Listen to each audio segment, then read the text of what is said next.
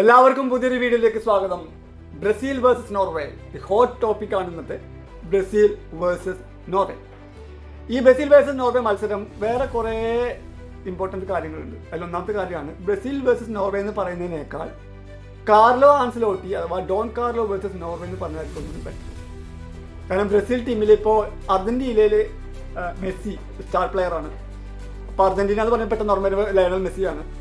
ഫ്രാൻസിനെ പറയുമ്പോൾ പെട്ടെന്ന് ഓർമ്മ വരിക കിലിയൻ എംബാപ്പയാണ് ഓർമ്മ വരിക. അപ്പോൾ എംബാപ്പയുടെ ഫ്രാൻസ് എന്ന് പറയും, മെസ്സിയുടെ അർജന്റീന എന്ന് പറയും. ഈവൻ നോർവേനെ നേരിടാൻ പോകുന്നു. ഇപ്പോൾ നോർവേയുടെ കാര്യം പറയുമ്പോൾ ഹാളണ്ടിൻ്റെ നോർവേ എന്ന് പറയും. അപ്പോൾ അങ്ങനെ പറയുമ്പോൾ ബ്രസീൽ ടീമിന് പിന്നെ സ്പെയിൻ എടുക്കുമ്പോൾ യമാലിൻ്റെ സ്പെയിൻ, അങ്ങനെ എന്നൊക്കെ പറയും. ലക്ഷ്മി യമാലിൻ്റെ സ്പെയിൻ എന്ന് പറഞ്ഞു കഴിഞ്ഞാൽ ഒരു റീലിൻ്റെ കാര്യം പറഞ്ഞോട്ടെ. അപ്പം അങ്ങനെ എല്ലാവർക്കും അവരുടെ ടീം അറിയപ്പെടുന്നത് മെസ്സിയുടെ അർജന്റീന, എംബാപ്പയുടെ ഫ്രാൻസ്, അങ്ങനെ ഓരോ പേരിൽ അറിയപ്പെടുന്നത്. പക്ഷേ ബ്രസീലിന് അറിയപ്പെടുന്നത് ഇപ്പോൾ മുമ്പൊക്കെ അറിയപ്പെടുന്നത് നെയ്മറിൻ്റെ ബ്രസീൽ, അങ്ങനെയൊക്കെയാണ് അറിയപ്പെടുന്നതാണ്. ബ്രസീൽ എന്ന് പറഞ്ഞാൽ നെയ്മറായിരുന്നു. പക്ഷേ ഈ വേൾഡ് കപ്പിൽ അത് മാറിയിട്ടുണ്ട്. ഇപ്പോൾ കാർലോ ആൻസലോട്ടിയുടെ ബ്രസീൽ, ഡോൺ കാർലോയുടെ ബ്രസീൽ, ആ ഒറ്റ മനുഷ്യൻ്റെ ബലത്തിലാണ് ബ്രസീൽ ടീം ഇപ്പോൾ മുന്നോട്ട് പോകുന്നത്. ഇതുവരെ മുന്നോട്ട് പോയത് നെയ്മറിൻ്റെ ബലത്തിലല്ല. നെയ്മർ ആ കൂടി 15, 18, 20 മിനിറ്റിനുള്ളിലാണ് നെയ്മർ കളിച്ചിട്ടുള്ളൂ. അപ്പോൾ നെയ്മറിൻ്റെ ബലത്തിലല്ല ബ്രസീൽ പോകുന്നത്. ഡോൺ കാർലോ എന്നുള്ള ആ ബുദ്ധി രാക്ഷസനായ കോച്ച്, അദ്ദേഹത്തിൻ്റെ ബലത്തിലാണ് ബ്രസീൽ മുന്നോട്ട് പോകുന്നത്. അപ്പോൾ മത്സരം കാർലോ ആൻസലോട്ടി വേഴ്സസ് ഹാളണ്ടിന് നോർവേ, അങ്ങനെയാണ് മത്സരത്തിൻ്റെ ഗതി പോവുക. വേറെ അർത്ഥത്തിൽ പറയുകയാണെങ്കിൽ ഹാളണ്ട് വേഴ്സസ് ഗബ്രിയേൽ യുദ്ധം കൂടി നമുക്ക് ആ മത്സരത്തിൽ കാണാൻ പറ്റും. പല മുറി നമ്മൾ കണ്ടിട്ടുള്ളതാണ്. പ്രീമിയർ ലീഗിനെ ഫോളോ ചെയ്യുന്നവർക്ക് അറിയാം, വ്യക്തമായിട്ട് അവർ കണ്ടിട്ടുള്ളതാണ്. മാഞ്ചസ്റ്റർ സിറ്റി വേഴ്സസ് ആഴ്സണൽ മത്സരം വരുമ്പോൾ ഹാളണ്ടിനെ പൂട്ടാൻ നിയോഗിക്കപ്പെട്ട ഒരു ഡിഫൻഡറാണ് ഗബ്രിയേൽ മഗല്ലാസ്. അത് കൃത്യമായിട്ട് ഗബ്രിയേൽ ചെയ്തിട്ടുമുണ്ട്. ആദ്യമായിട്ട് കൃത്യമായിട്ട് ഹാളണ്ടിനെ പൂട്ടാൻ ചുമതല കൊടുത്തിട്ടുള്ളത് നമ്മുടെ മഗല്ലസിനാണ് എന്ന് പറഞ്ഞു കഴിഞ്ഞാൽ ഗബ്രിയേലിനാണ്. അപ്പോൾ ഒരു ഫൈറ്റൊക്കെ നമ്മൾ കണ്ടിട്ടുണ്ട്. ബോൾ എടുക്കാൻ വേണ്ടിയിട്ട് ഹാളണ്ട് ചെല്ലുമ്പോൾ പിടിവലിയും ജേഴ്സി പിടിച്ച് വലിച്ചിട്ട് അവസാനം ഹാളണ്ടിന് ജേഴ്സി കീറിപ്പോണതൊക്കെ നമ്മൾ കണ്ടിട്ടുണ്ട്.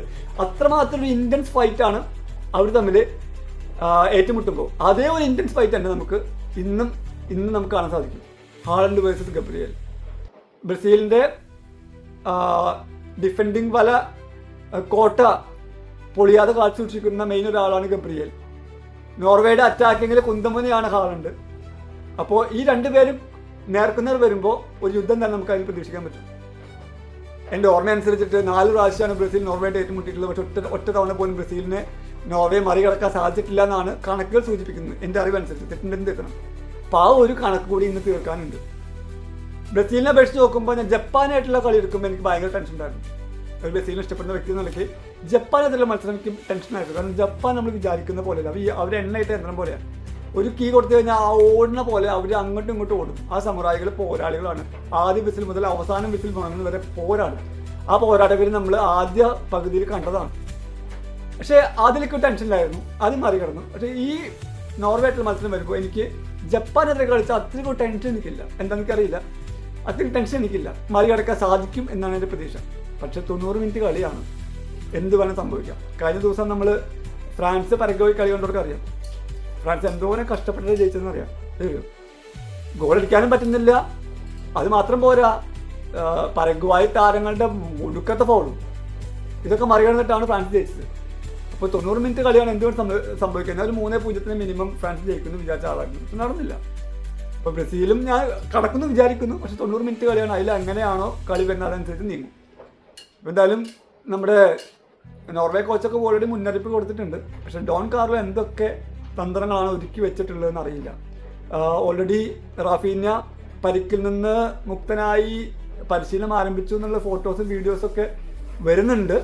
നെയ്മർ ആദ്യ 11-ൽ ഇറങ്ങുമെന്നുള്ള സൂചനയും കിട്ടുന്നുണ്ട്. എത്രത്തോളം വ്യക്തം അറിയില്ല. പക്വറ്റയ്ക്ക് ഓൾറെഡി പരിക്കാണ്. പക്വറ്റനെ ഇറക്കാതെ ആ ഗ്യാപ്പിൽ നെയ്മറിന് ആദ്യം മുതൽ 90 മിനിറ്റ്സും കളിപ്പിക്കാൻ സാധിക്കുമെന്നാണ്. 90 മിനിറ്റ് കളിക്കാൻ നെയ്മർ ഫിറ്റ്നസ് ഓക്കെ ആണെന്ന് ഓൾറെഡി നമ്മുടെ ഡോൺ കാർലോ പറഞ്ഞതുപോലെയാണ് അറിവ്. അപ്പോൾ നെയ്മറിനെ ആ ഗ്യാപ്പിൽ ഇറക്കുമോ എന്നറിയില്ല. ഇറക്കുകയാണെങ്കിൽ ഒരു ഇൻട്രസ്റ്റിംഗ് ആയിരിക്കും. ഫൗൾ വരാതെ നോക്കണം എന്നുള്ള ലെവലിൽ മാത്രം. ലെഫ്റ്റ് സൈഡ് ഓൾറെഡി വിനീഷ്യസ് ഫോമാണ്. റൈറ്റ് സൈഡ് റയാനായിരുന്നു ഇതുവരെ ഉള്ളത്. ഇപ്പോൾ റാഫീഞ്ഞ വന്നു കഴിഞ്ഞാൽ റയാൻ ഒന്നും കൂടി ചിലപ്പോൾ സെൻട്രലിലേക്ക് മാറാൻ സാധ്യതയായിരിക്കും. അപ്പോൾ റാഫീഞ്ഞ ഇറങ്ങാണ്ട് റാഫീഞ്ഞ എന്താ റൈറ്റ് സൈഡിൽ കയറും, റയാൻ ഒന്നും കൂടി ഇറങ്ങുമായിരിക്കും. അല്ലെങ്കിൽ റയാനെ റാഫീഞ്ഞിൻ്റെ പകരക്കാനായിട്ട് ഇറക്കാൻ വേണ്ടി ചിലപ്പോൾ ബെഞ്ചിൽ ഇരുത്തുമായിരിക്കും. പിന്നെ കുഞ്ഞ് എന്തായാലും സെൻട്രലിൽ ഇറങ്ങും. കുഞ്ഞയ്ക്ക് പകരക്കാനായിട്ട് മാർട്ടിനെല്ലി ഉണ്ടാവുമായിരിക്കും. അപ്പോൾ പക്വേറ്റയുടെ ഒരു ഗ്യാപ്പാണുള്ളത്. പക്വേറ്റയുടെ ഗ്യാപ്പ് നെയ്മർ ഇറക്കിയിട്ട് തീർക്കുകയാണെങ്കിൽ ഒരു ഗുണം എന്ന് പറഞ്ഞു കഴിഞ്ഞാൽ നമുക്കൊരു ക്രിയേറ്റീവ് മിഡ്ഫീൽഡറെ കിട്ടും. പക്ഷെ ഒരു നെഗറ്റീവ് എന്ന് പറഞ്ഞു കഴിഞ്ഞാൽ, ഡിസ്അഡ്വാൻറ്റേജ് എന്ന് പറഞ്ഞു കഴിഞ്ഞാൽ, പക്വേറ്ററെ പോലെ ഡിഫെൻഡിങ്ങിന് ഹെൽപ്പ് ചെയ്യാൻ ഡിഫൻസും അറ്റാക്കിങ് ഒരുപോലെ ഡീൽ ചെയ്യുന്ന ഒരു മിഡ്ഫീൽഡർ നമുക്ക് മിസ്സാവും. നെയ്മർ മുഴുവൻ അറ്റാക്കിങ്ങിലൊക്കെ ആയിരിക്കും. അപ്പോൾ അങ്ങനെയാണെങ്കിൽ ബ്രൂണോജിക്കും പിന്നെ കാസമിറോയ്ക്കും പണി കൂടും. അവരൊന്നും കൂടി ആക്റ്റീവായിട്ട് കാര്യങ്ങൾ ഡീൽ ചെയ്യേണ്ടി വരും. അവർക്ക് അപ്പോൾ അറ്റാക്കിങ്ങിൽ അധികം കയറേണ്ടി വരില്ല. പക്ഷേ ഡിഫൻസ് അവരൊന്നുകൂടി കരുതി വെക്കേണ്ടി വരും. മുമ്പ് പക്വേറ്റർ ചെറിയൊരു ഹെൽപ്പ് വരാണ്ട് ഇപ്പോൾ ആ ഹെൽപ്പ് കിട്ടില്ല. അപ്പോൾ ബാക്കിലുള്ള ഡിഫൻസീവ് ബോളിനെ ഹെൽപ്പ് ചെയ്യാനുള്ളൊരു അധിക ചുമതല കൂടി ബ്രൂണോജിക്കും കാസമിറോയ്ക്കും വരും. അല്ലെങ്കിൽ അവർ ഓൾമോസ്റ്റ് ഫ്രണ്ടിലേക്ക് കയറി ഒരു ഹെൽപ്പും ചെയ്യാറുണ്ട്. ആ ഒരു പരിപാടി അത് പക്വേറ്റില്ലെങ്കിൽ നടക്കില്ല. അങ്ങനത്തെ ഒരു കാര്യമുള്ളത്. എനിവേ ബ്രസീൽ ടീം സുസജ്ജമാണ്. അത് കാരണം കൊണ്ട് മറികടക്കാൻ സാധിക്കുന്നതാണ് എനിക്ക് പ്രതീക്ഷയുള്ളത്. പക്ഷേ നോർവേ ടീം ജപ്പാൻ്റെ അത്ര ബുദ്ധിമുട്ടില്ല എന്നേ പറഞ്ഞെങ്കിലും പക്ഷേ അവർ നല്ല കളിക്കാരുണ്ട്. ഹാലൻഡ് ഉണ്ട്. ഹാലൻഡിന് കൃത്യമായിട്ട് പന്തെത്തിക്കാനുള്ള ഒഡേഗാർഡ് അവിടെ ഉണ്ട്. സൊർലോത്തും ഹാലൻഡും ഫ്രണ്ട് ലൈനിലാണ്. നമ്മുടെ ഒഡേഗാർഡ് കുറച്ച് പിന്നിക്കാനായിട്ട് കളിക്കണം. ഒഡേഗാർഡിൻ്റെ കളിയൊക്കെ നമുക്ക് കണ്ടിട്ടുള്ളതാണ് ആർസണലിൽ. സിറ്റിയുടെ കളി വാച്ച് ചെയ്യുന്നവർക്ക് അറിയാം. ഹാലൻഡിൻ്റെ പ്രത്യേകത ഗോളടി വീരനാണ്. അപ്പം അങ്ങനത്തെ കുറേ കാര്യങ്ങളുണ്ട്.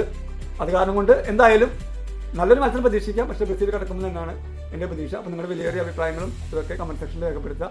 എൻ്റെ ഒരു പ്രഡിക്ഷൻ സ്കോർ 2-1 അല്ലെങ്കിൽ 3-1 ബ്രസീലിനാണ്. അപ്പോൾ നിങ്ങളുടെ പ്രഡിക്ഷനും കൂടി കമൻറ്റിൽ രേഖപ്പെടുത്തുക.